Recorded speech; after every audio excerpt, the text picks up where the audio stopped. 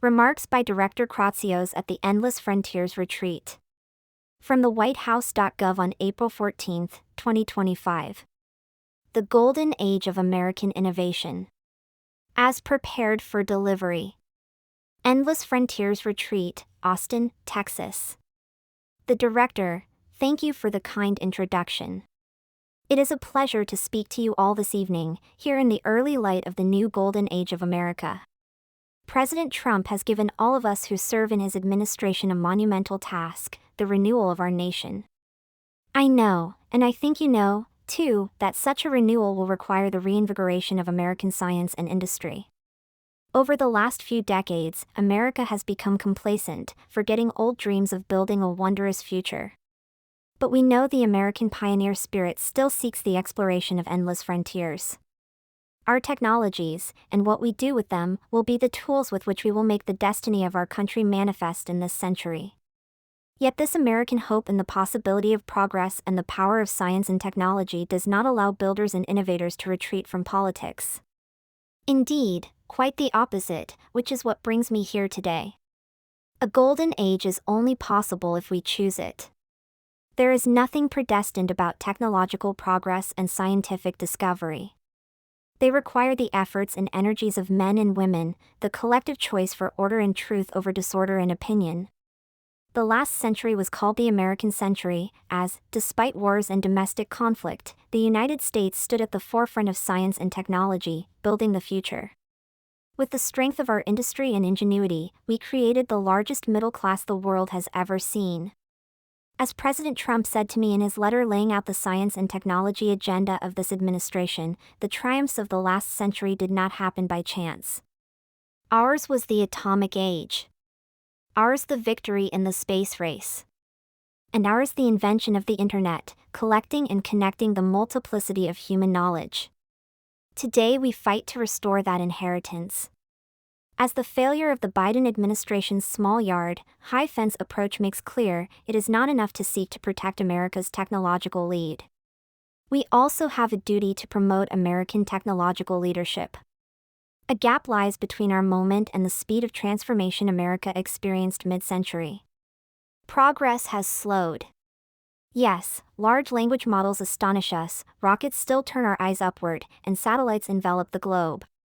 But as we look forward to America's 250th birthday celebration next year, our progress today pales in comparison to the huge leaps of the 20th century. Consider the country of 50 years ago. As the nation approached its bicentennial, Americans looked forward to electricity too cheap to meter. By the end of 1972, 30 nuclear plants were operational, 55 were under construction, and more than 80 were planned or ordered. That same year, the Apollo 17 astronauts became the 11 sub-Th/sup and 12 sub-Th/sup men to walk on the moon. 5 years before, the X-15 rocket plane had set a speed record for a crewed aircraft of Mach 6.7. America was flying higher, faster, and farther than ever before. Today, however, energy prices still burden producers and consumers alike, and the grid remains precarious. Over the past 30 years, only 3 commercial nuclear reactors have been built and 10 have been closed. Despite spending almost twice as much on healthcare as peer nations, we have the lowest life expectancy. Apollo 17's steps on the lunar surface have proved mankind's last. The X-15's record still stands, and the Concorde was decommissioned more than 2 decades ago. Our passenger planes are slower than they used to be. Our trains crawl compared to those in other parts of the world. Our cars do not fly. Advances have not stopped, but something has gone wrong. Stagnation was a choice. We have weighed down our builders and innovators. The well-intentioned regulatory regime of the 1970s became an ever-tightening ratchet, first hampering America's ability to become a net energy exporter and then making it harder and harder to build. We seem to have lost focus and vision, to have lowered our sights and let systems and structures and bureaucracies muddle us along. But we are capable of so much more. Our technologies permit us to manipulate time and space.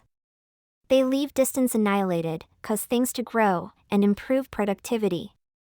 As Vice President Vance said in a recent speech, the tradition of American innovation has been one of increasing the capacities of America's workers, of extending human ability so that more people can do more, and more meaningful work. But unrestricted immigration, and reliance on cheap labor both domestically and offshore, has been a substitute for improving productivity with technology. We can build in new ways that let us do more with less, or we can borrow from the future.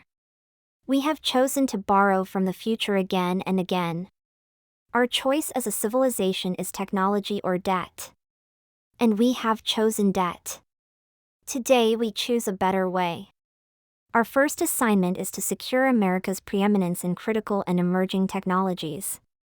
This administration will ensure that our nation remains the leader in the industries of the future with a strategy of both promotion and protection, protecting our greatest assets and promoting our greatest innovators. To the degree it even tried to accomplish this, the Biden administration failed on its own terms, led by a spirit of fear rather than promise. The old regime sought to protect its managerial power from the disruptions of technology, while promoting social division and redistribution in the name of equity. They secured American technology poorly, and failed to strengthen our leadership at all. Promoting America's technological leadership requires three things of government.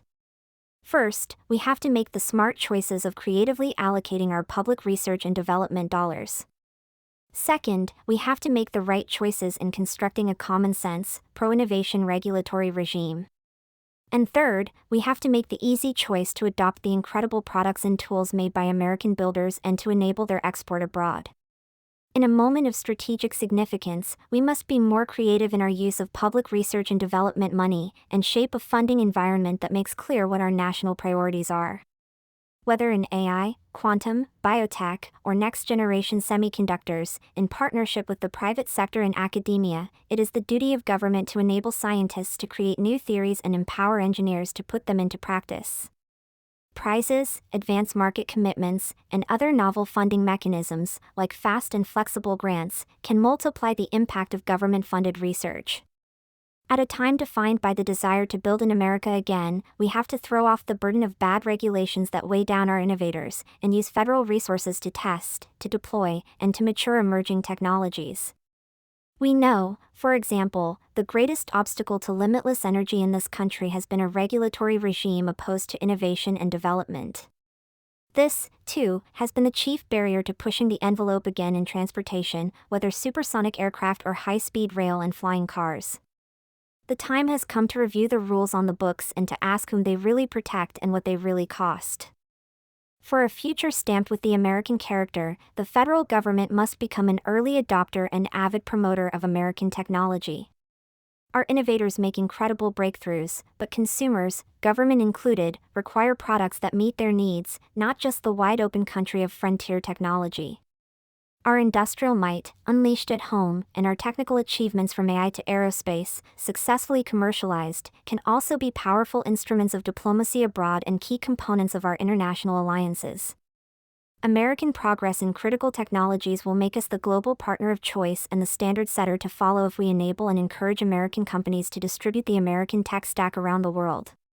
This approach to promoting America's technological leadership goes hand in hand with a threefold strategy for protecting that position from foreign rivals. First, we must safeguard U.S. intellectual property and take seriously American research security.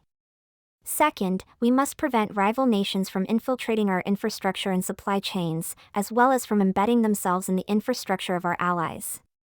And third, we must enforce export controls and other measures that keep American frontier technologies out of competitors' hands. We face many dangers as a nation, but thanks to decades of feckless American leaders, China in particular has grown into both a geopolitical rival and technological competitor. This threat requires us to protect our science and technology resources with heightened vigilance, and defend the vital work American researchers do in public and corporate contexts alike from misuse, theft, and disruption. To safeguard our intellectual capital, we must restrict foreign access to sensitive data and strengthen oversight of international collaborators. Our infrastructure, supply chains, and those of our allies must be secured, too. We cannot afford to remain dependent, as we are in too many essential industries, on Chinese inputs and products, nor can we allow our closest partners to become points of insecurity by relying on Chinese-controlled critical infrastructure, whether in telecom, the grid, or AI. We must establish and secure trusted supply chains, implement public-private partnerships to enhance supply chain resilience, and create investment incentives to reshore more critical manufacturing. Finally, after 30 years of subsidizing Chinese growth, it is time for us to stop helping a rival catch up with us in this race. Strict and simple export controls and know your customer rules, with an unapologetic America First attitude about enforcing them, are central to stopping China from continuing to build itself up at our expense. We want peace between our countries, and that peace depends on keeping America's bleeding-edge technology out of our competitors' hands. The golden age of American innovation is on our horizon, if we choose it. In a changing technological environment, the task ahead of us is to adapt to new realities without destroying the American way of life or disinheriting the American worker.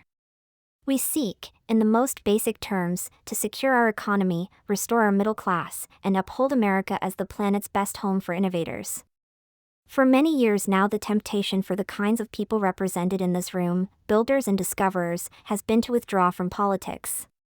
In the face of burdensome regulation and inefficient government and the circus of election cycles, many of you have chosen retreat of various kinds.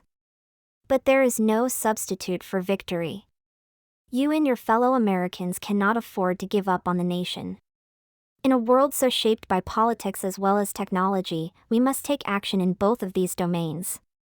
We need all Americans to continue to rise to the occasion, to make full use of their talents, and to build. All of us must labor to preserve the inheritance of the American century to share with posterity, and to ensure that the technologies that give shape to our world help the American people secure the blessings of liberty we received from our forebears. I bear that responsibility in my role as the President's Science and Technology Advisor.